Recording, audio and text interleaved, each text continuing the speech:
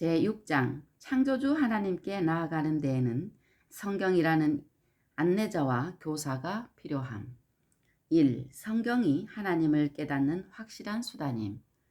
하늘에서나 땅에서나 모든 사람들의 눈에 밝은 광채가 비치므로 사람들은 변망덕에 대해서 변명의 여지가 없는 것이 분명한 사실이다. 하나님께서 한 사람의 예위도 없이 모두에게 자신의 임재를 그의 피조물들 속에서 보여주셔서 온 인류를 동일한 정죄 아래 두시기 때문이다. 그러나 그렇다 할지라도 사람이 우주의 창조주이신 하나님께로 올바로 이끌림을 받기 위해서는 그보다 더 나은 또 다른 도움이 필요한 것이다. 그러므로 하나님께서 그의 말씀이라는 빛을 덧붙여 주셔서 사람에게 그 자신을 알게 하여 구원에 이르도록 하시고, 또한 그로 말미암아 하나님께로 더 가까이 더 친근하게 나아오는 자들에게 특권을 베푸신 것이 전혀 헛된 일이 아닌 것이다. 하나님은 모든 사람의 마음이 이리저리 방황하는 것을 보시고서 유대인들을 자기의 친백성으로 삼으신 후에 그들도 다른 사람들처럼 망각 속에 빠져 들어가지 않도록 하기 위하여 그들 주위에 울타리를 쳐주셨다. 또한 하나님은 우리에게도 그와 똑같은 방법으로 하나님을 아는 순전한 지식 속에 붙들어 두셨는데, 여기에도 그만한 이유가 있다. 그렇게 하지 않으면 다른 모든 사람들 앞에서 든든히 서 있는 것 같은 사람도 곧바로 넘어지고 말 것이기 때문이다. 가령 노인이나 눈이 흐린 사람 혹은 시력이 좋지 못한 사람에게 아무리 훌륭한 책을 내어놓는다 해도 그 사람들은 그것이 좋은 책이라는 것을 인정하면서도 눈이 흐리기 때문에 두 단어도 연달아 읽지를 못할 것이다. 그러나 안경의 도움을 받으면 아주 또렷하게 그 책을 읽어 내려갈 수가 있을 것이다. 이와 마찬가지로 하나님에 관한 갖가지 혼란스러운 지식을 우리 마음에 제대로 모아주며 우리의 우둔함을 몰아내고 참되신 하나님을 분명하게 보여주는 것이 바로 성경인 것이다.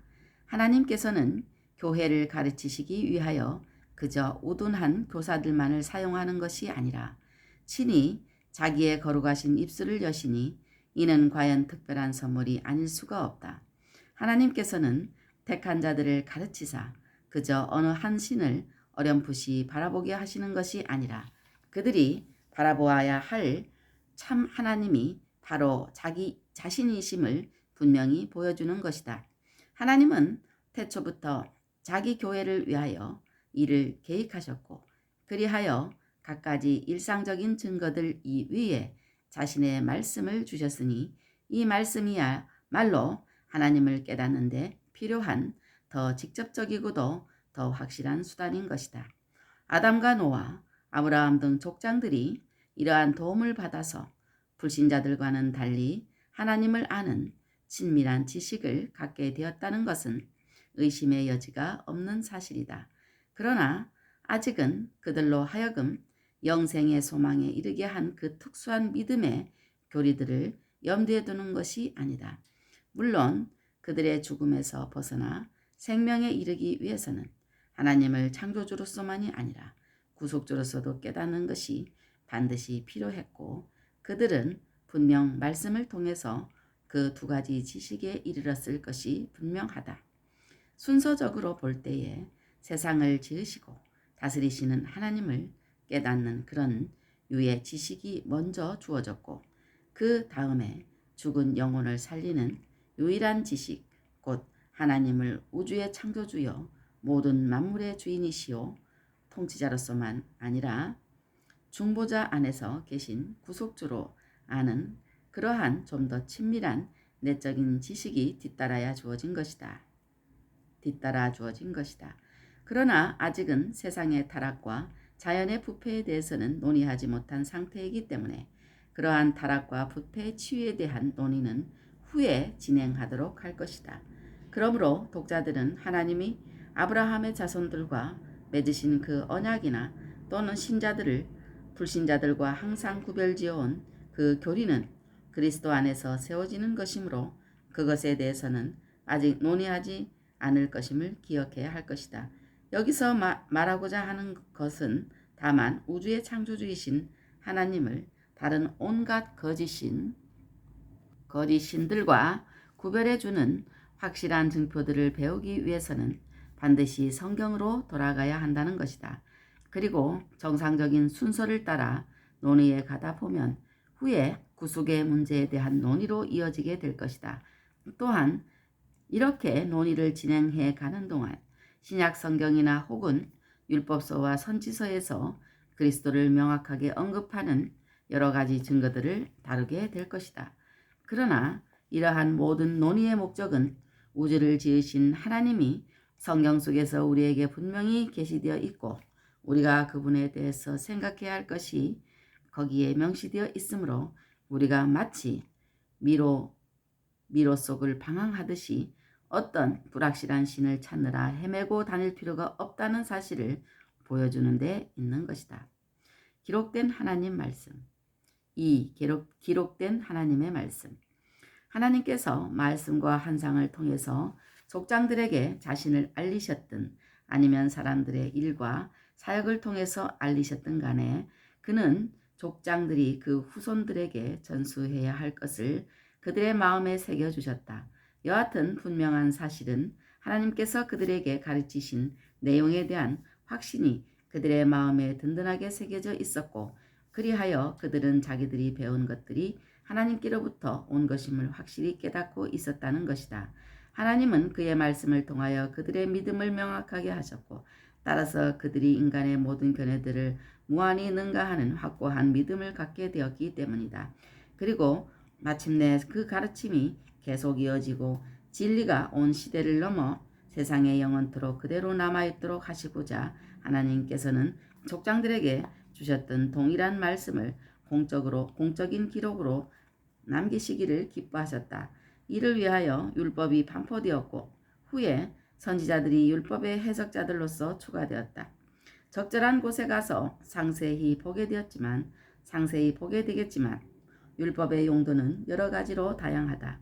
그러나 모세를 비롯하여 모든 선지자들에게 율법이 주어진 것은 특별히 하나님과 사람 사이의 화목의 길을 가르치기 위함이며 그리하여 바울도 그리스도께서 율법의 마침이라고 말하는 것이다. 로마서 10장 4절.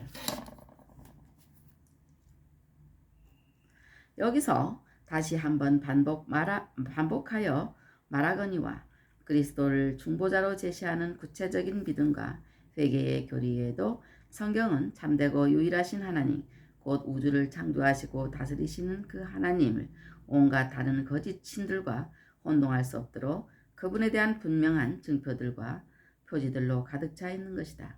그러므로 자연이라는 이 지극히 영광스러운 극장에 관객으로 앉아서 하나님의 역사하심을 두 눈으로 진지하게 바라보는 것도 좋겠지만 하나님의 말씀에 귀를 기울이는 것이 더 큰 유익을 얻게 해주는 것이다.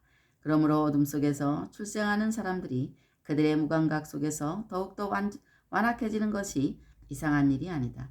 스스로 자기들에게 주어진 정당한 한계를 지켜서 말씀을 귀담아 듣는 사람은 별로 없고 대부분 사람들이 그들의 허망함 속에서 날뛰기 때문이다.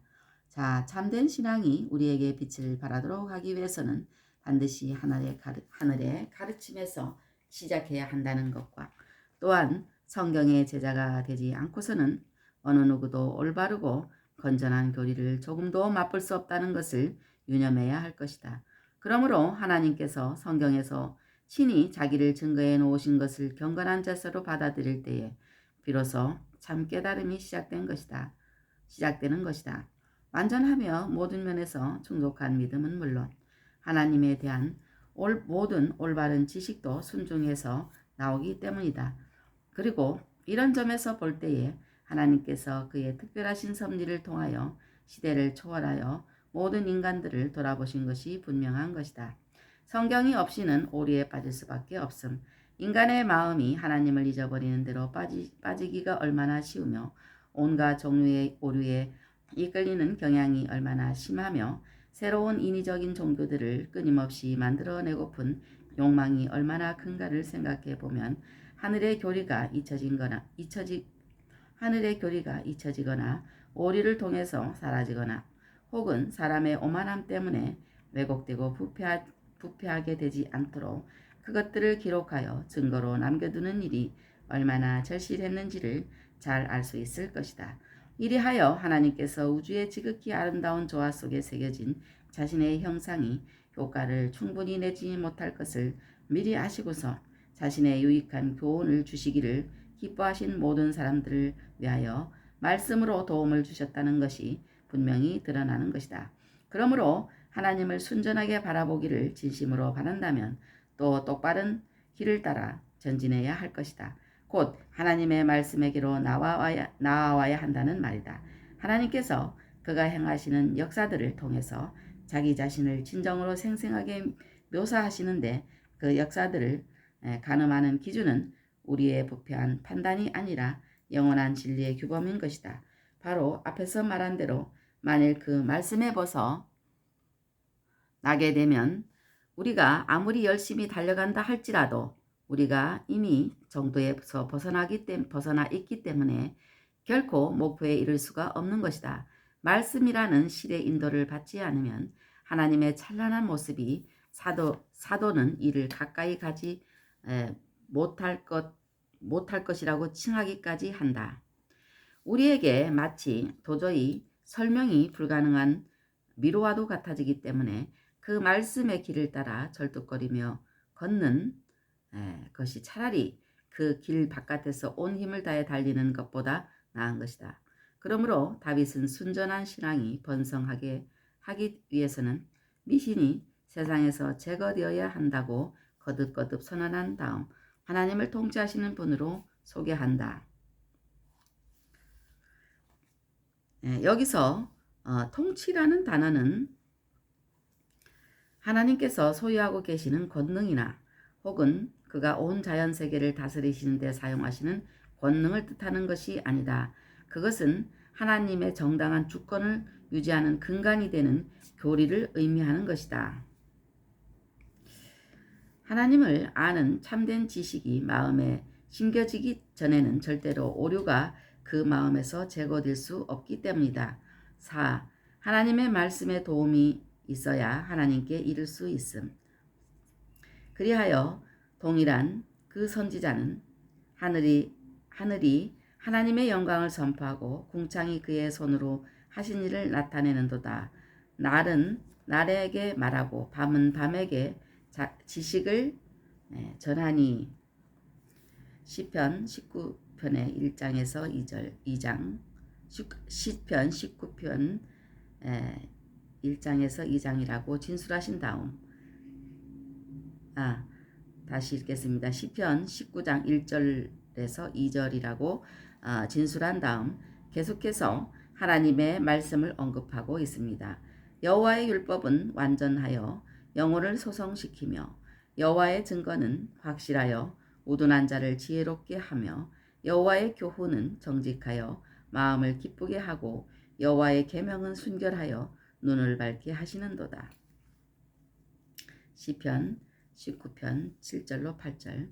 율법에 다른 용도들도 포함시키기는 하지만 그의 말씀의 전반적인 의미는 사람들로 하여금 하늘과 땅을 바라봄으로써 하나님을 찾도록 하는 일이 전혀 소용이 없기 때문에 말씀이 하나님의 자녀들의 학교가 된다는 뜻이다. 시편 29편도 이와 똑같은 목적을 바라보고 있다. 선지자는 우레소리로 땅을 뒤흔들며 바람과 비와 회리 바람과 폭풍으로 산들을 떨게 만들며 백향목을 꺾는 하나님의 무서운 음성에 대해서 말씀한 다음 마지막 부분에 가서 성전에서 그의 모든 것들이 말하기를 영광이라 하도다라는 말씀을 덧붙이는데 이는 불신자들은 공중에서 울려 퍼지는 하나님의 모든 음성들을 전혀 듣지 못하기 때문이다. 이와 비슷하게 또 다른 시편에서도 무섭게 밀어닥치는 바다의 높은 파도를 묘사한 다음 여호와여 주의 증거들이 매우 확실하고 거룩함이 주의 집에 합당하니 여호와는 영원 무궁하시리이다. 시편 93장 5절이라고 결론을 맺고 있다. 또한 우리 구주께서 사마리아 여인에게 하신 말씀, 즉 사마리아 사람들은 알지 못하는 것을 예배하며 오직 유대인들만이 참되신 하나님께 예배한다는 말씀도 이와 일맥상통한다. 인간의 마음이 그 연약하고 무기력함 때문에 하나님의 거룩하신 말씀에 도움이 없이는 절대로 하나님께 이를 수가 없는데, 유대인을 제외한 그 당시의 모든 사람들이 그 말씀이 없이 하나님을 찾고 있었고, 따라서 필연적으로 허무와 오류 속에서 이리저리 방황할 수밖에 없었던 것이다. 아멘.